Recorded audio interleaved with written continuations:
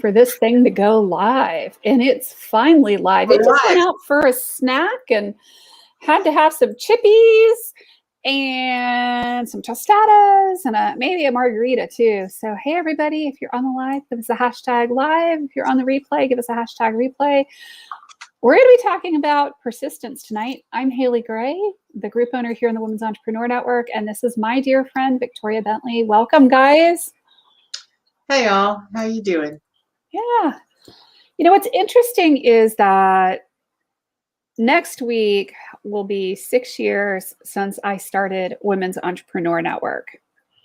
Wow. And we are at just about 73,400 members right now. Wow. Yeah, that overnight success, right?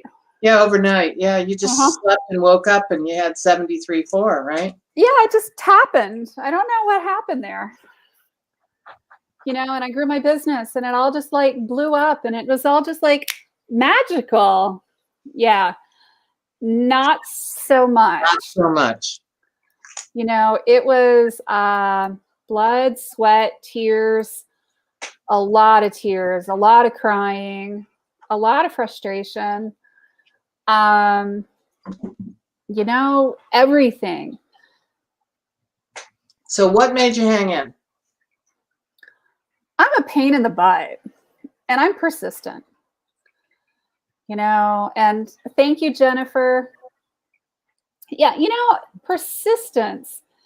It is amazing how, you know, you decide what is really important to you and what your why is and why you're here. And I think that to me, it's a little bit corny when I say my why. It's that, you know, I really want to change the world around me and make the world a better place. And I want to help 1 million entrepreneurs. And I wasn't going to take no for an answer. That, and I want to, you know, make lots of money and be successful. But, you know, it's kind of funny because this whole like business thing is tough. Life can even be tougher. Yeah. Blood, sweat, and tears and frustration growing your business. And I know you continue because you enjoy what you're doing. Yeah. You know what? I do really enjoy what I'm doing. There's been a crazy hashtag going around lately. I know what it is. Haley pushed me.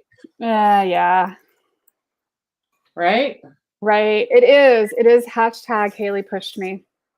And I actually find that really appropriate because, you know, we have to push ourselves and be incredibly persistent here sometimes. And Jennifer says, I want to help 1 million entrepreneurs and coaches too. That's awesome. Yeah. And I think that you are well on your way, Jennifer. You know, and it's one of those things that, you know, it is a crazy world, this whole like life thing, persistence. How do you stick with it and not give up in the face of overwhelming adversity? You've got to want it tremendously. And I think when you want something, it's harder, it's easier, to stay with it.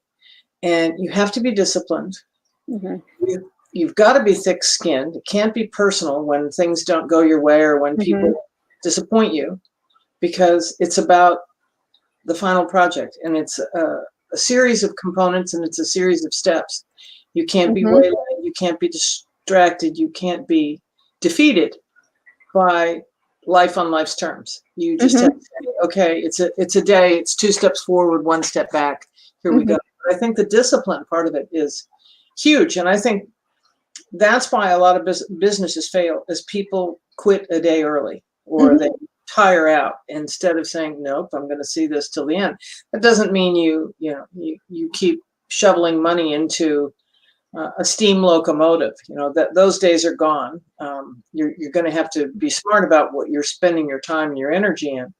But part of the persistence is you've done your research and you've done your homework and you've talked to people and you've created a business plan and you've talked to accountants and lenders and whatever else. And to see, is this reasonable? And if so, if all of those things come into place, then you just keep grinding. It's a grind. I think a lot of people think that easy money or get rich quick. And I think a lot of, for example, mid-level marketing stuff is like that. And it preaches to somebody else's dream, right? Any successful business. And obviously, you know, you look at basketball stars and you look at rock stars and whatever else. At the same time, they've spent a lot of years dribbling that basketball and a lot of years singing. And yes, they might strike it big, but it is persistence. And it's the ones who practice a little longer, sing a little bit more, try a little bit harder. It might look easy, but it's that they're hanging in there and maybe somebody else isn't. Somebody else has given up. Yeah. Well, and the other thing to remember is that money in and of itself is a really bad motivator for most people. I was going to say, not really it's not a great motivator. I mean, it's okay, but most people aren't going to go jumping through flying flaming hoops and being persistent, you know, to the ends of the earth just because of money. You know, they'll make enough money to be, you know, to have a roof over their head and have food on the table, but they're probably not going to go to the ends of the earth to really, really, really be successful.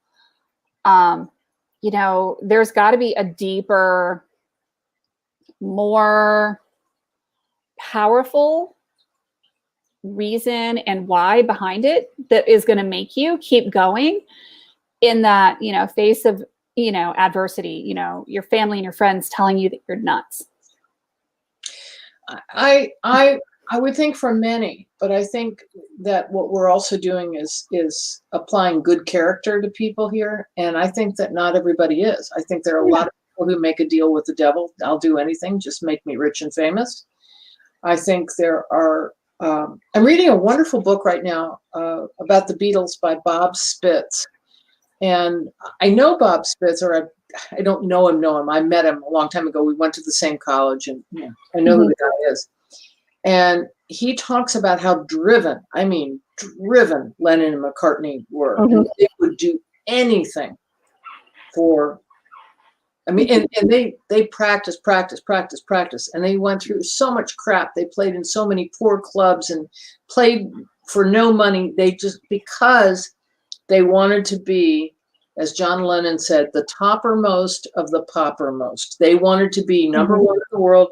They wanted a recording contract, and they would do anything. I mean, and the more I read in this book, when I tell you anything, yikes, anything. So things that are often attributed to women that they were doing to get to the top. So, and I think everybody has different, right? You know, some different people motivators. Yeah, I mean, but they wanted to be the top of the tippy top, whatever, in terms of recognition for being that tippy top of the tippy top. And they were willing to do whatever it took to get there. It was interesting in what I read today about, they said, what does fame, it wasn't quite phrased, you know, if you became famous, what do you want to do with your fame? And one of them said they wanted to travel, and one of them said they wanted to have a house in a certain part of England. And George Harrison said, I want to be able to wear my robe and slippers every day while I watch the telly. He just wanted to be rich enough to watch TV all day. And I thought, you're going to put up with this for that? But that was his thing. And I think, you know, whatever. Yeah, exactly. Whatever, as long as you're not harming somebody else. I mean, it's whatever works for you. That was enough to keep them persistent. And I see so many people fail, as I'm sure you do. And all the time. It's for lack of persistence. Well, and I mean, I think that there's also a tendency to look at people who are being successful and think that you have to do all of the exact same things that they're doing, or good point, Haley. That you same roadmap, you know, and you have to understand that, like, one of my husband's favorite analogies lately is that you don't ever cross the same river twice, because both you and the river change each time. You know, so it's important to realize that even if I did a particular thing growing my business, it's not necessarily going to work exactly the same for you, because you don't have the same knowledge, the same experience, the same personality, the same other things. And so, you know, and thank you, Jennifer. I appreciate your kind words. And it is important to me to help other people. That is part of my why. Part of what lights up my world is nudging people up the hill and chucking them off the side, right? That is part of what lights up my world. And hey, Laura, good to see you. Hi, Laura. So, you know, it's important that you understand, you know, what you're willing to do to get there. And, you know, that not every bit of success that you see is, you know, where, you know, you necessarily started. So it may be that, you know, I took lesser paying clients, I took lesser paying jobs, I drove for Uber. You know, there are things that I did in order to grow my business that people just don't see, because they're like, oh my gosh, you're so successful now, you're making all this money. But you don't see the dues that I paid in order to get there. I have a friend who has been extremely successful. 3-figure millions successful. And she's very devout Christian and gives away fortunes all the time. And she told me about a book, this had to be 30 years ago, called Give to Live.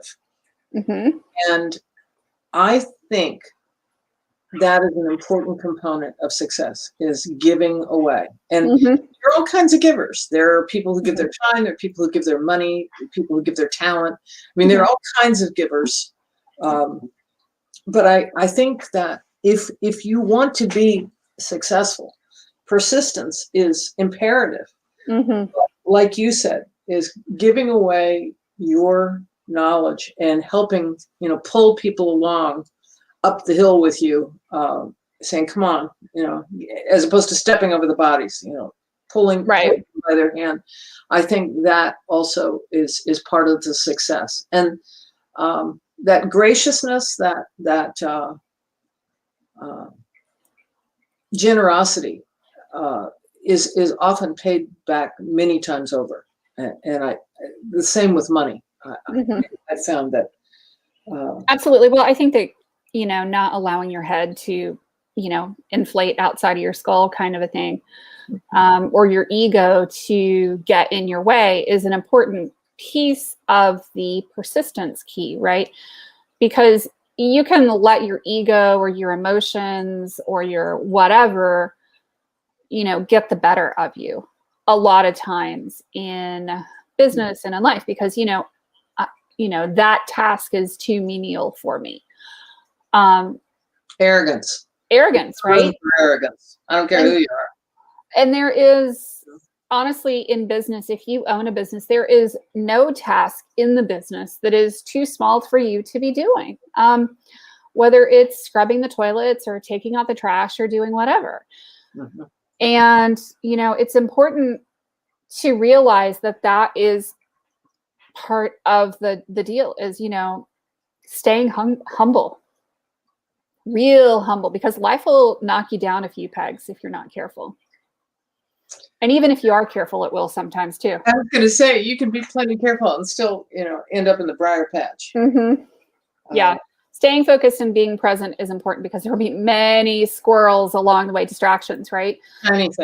Shiny things, squirrels, distractions. Yeah. And you have to be persistent and disciplined to ignore stuff that comes in. You know, and even when, like, we were kind of laughing a little bit last night, because I had a friend who sent me a mug, and I had taken it into the kitchen to be cleaned, so that I could use it.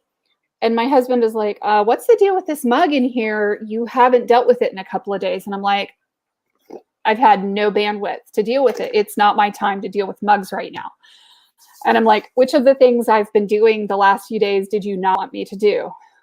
Oh, yeah, right. Okay. So, you know, it's important that you do stay focused, put the blinders on, and keep going, even if it means that sometimes the bug doesn't get put away or whatever doesn't happen. Yeah, priorities. Yeah. Do the most important things first, right? Yeah. That, you know, we ought to put a list together, Haley. We ought to put a list together. We're talking about humility. We're talking about being present, which is from Jennifer, which I think is really important. And I think it's easy to get distracted. Distractions are huge in life. You know?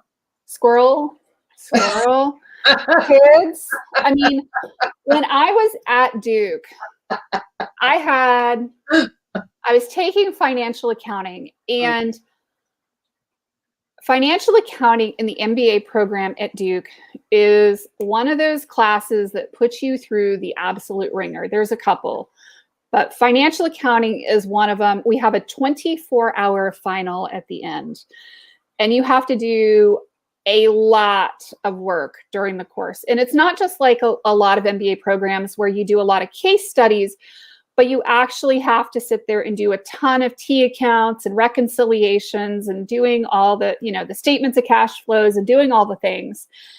And the final is, like I said, 24 hours. And when I was in that course, I had macroeconomics, which was calculus based. I had, micro, statistics, and financial accounting at the same time. Right? Let me just tell you. My persistence on this one. No. That was one term, and I thought I was going to die. But, you know, I have never had cleaner bathrooms in my house in the 29 years almost that I have been married than that 16 weeks where I was taking financial accounting. Tell me more about that. Because that was my way of procrastinating. The bathrooms needed cleaning.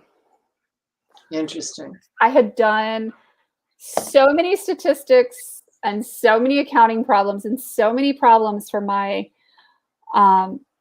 classes that I was just done. Stick me with a fork, because I was working full time. I had 4 young kids at home.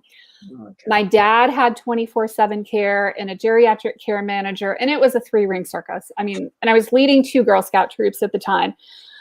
And my husband was a champ, let me just say. But my outlet for, you know, procrastination was cleaning toilets. That's funny. You're making me laugh. You know, you're talking about persistence. And I can remember when I was a freshman in college, I went to an undergraduate college that was, most of us were pre-med.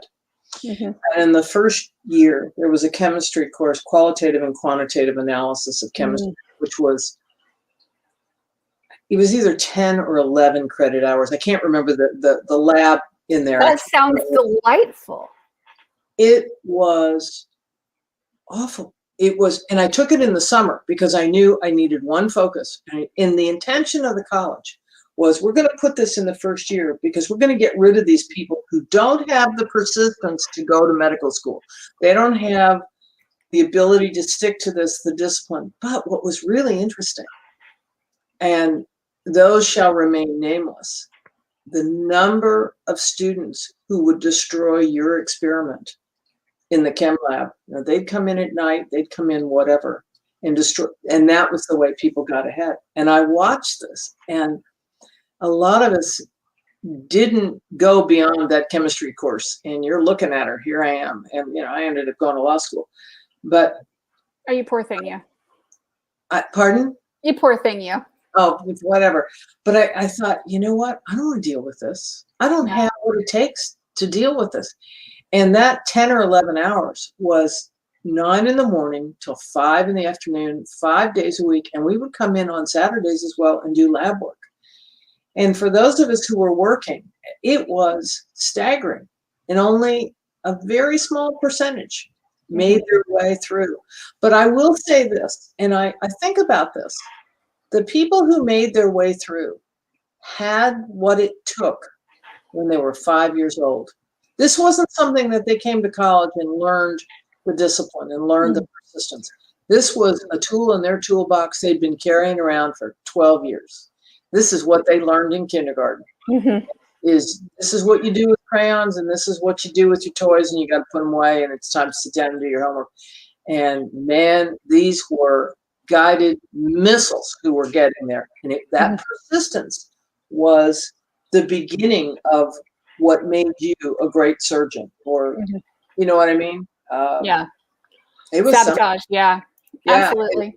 And it was my first experience. Well, I was also a freshman. It was my first experience, though, of sabotage on an academic level, and I'll never forget it. These people wanted a seat in medical school, and if you were there, that was one less chance they were going to get in. So let's get rid of as many of you as we possibly can. And it was, sounds delightful. Oh, it was delightful, and combined with the amount of it was just stunning. The math in that chemistry course was just stunning. And not for everybody. And if you want it bad enough, you're going to be in there and you're going to be doing it, and you're going to go in on Saturdays and you're going to guard your experiment and you're going to do whatever. And you might even hire somebody to guard your experiment, which some people did. They hired people to guard their stuff. And I think, wow, that's persistence. So if you want it bad enough, what are you willing to do to get there? And it means something a little different to everybody, but you can't do it without persistence. Yeah, absolutely. It's how we get to success. And it's really understanding, what your motivating factor is too. Persistence, you have to understand why you're being driven and what about the situation is driving you, or at least start to have some sort of ideas what those triggers are within you and those motivators. Because I think it's important to understand that about ourselves so that we can leverage those things and do more with them rather than just, kind of like blindly going like a bull through a china shop.